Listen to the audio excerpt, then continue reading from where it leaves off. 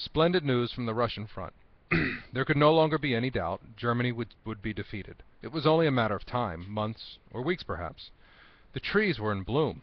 It was a year like so many others, with its spring, its engagements, its weddings, and its births. The people were saying, "The Red Army is advancing with giant strides. Hitler will not be able to harm us, even if he wants to." Yes, we even doubted his resolve to exterminate us. Annihilate an entire people? Wipe out a population dispersed throughout so many nations? So many millions of people? By what means? In the middle of the 20th century?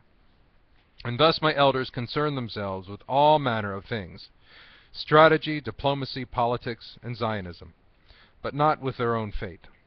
Even Moishe the beetle had fallen silent. He was weary of talking. He would drift through synagogue or through the streets, hunched over, eyes cast down, avoiding people's gaze. In those days it was still possible to buy immigration certificates to Palestine. I had asked my father to sell everything, to liquidate everything, and to leave. "I am too old, my son," he answered. "Too old to start a new life. Too old to start from scratch in some distant land." Budapest radio announced that the fascist party had seized power.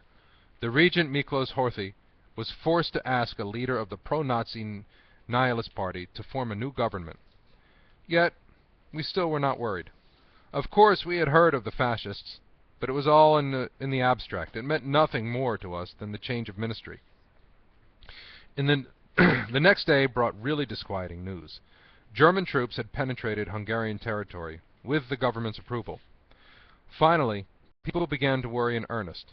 One of my friends, Moshe Chaim Berkowitz, returned from the capital for Passover and told us the Jews of Budapest live in an atmosphere of fear and terror. Anti-Semitic acts take place every day in the streets, on the trains. The fascists attack Jewish stores, synagogues.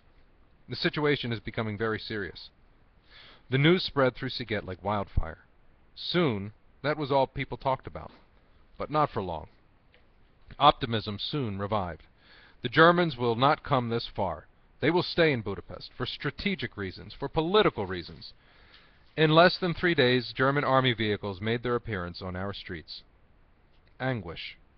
German soldiers with their steel helmets and their death's head emblem. Still, our first impressions of the Germans were rather reassuring.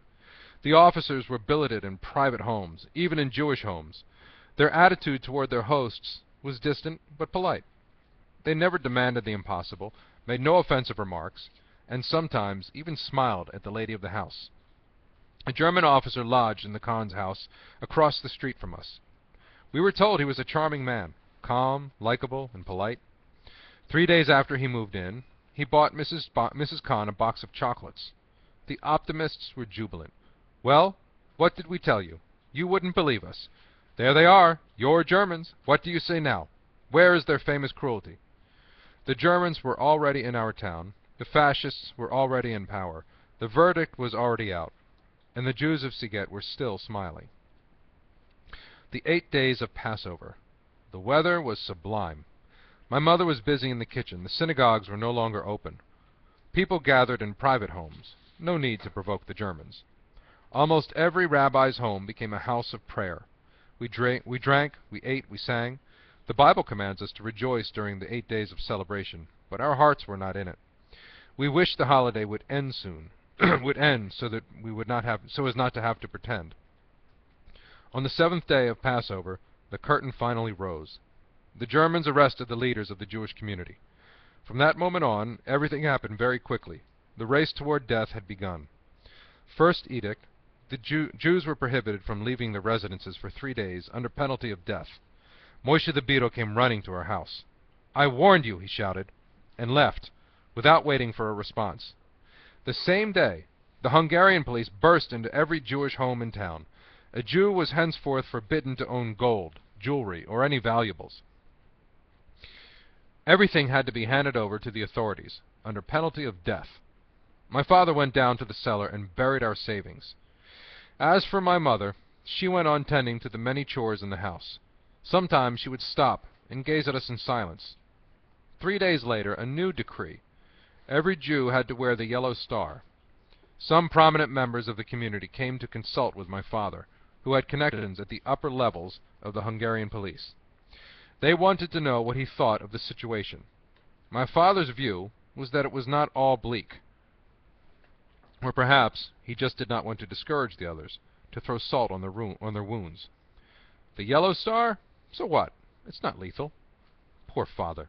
Of what then did you die? But new edicts were already being issued. We no longer had the right to frequent restaurants or cafes, to travel by rail, to attend synagogue, to be on the streets after 6 o'clock in the evening.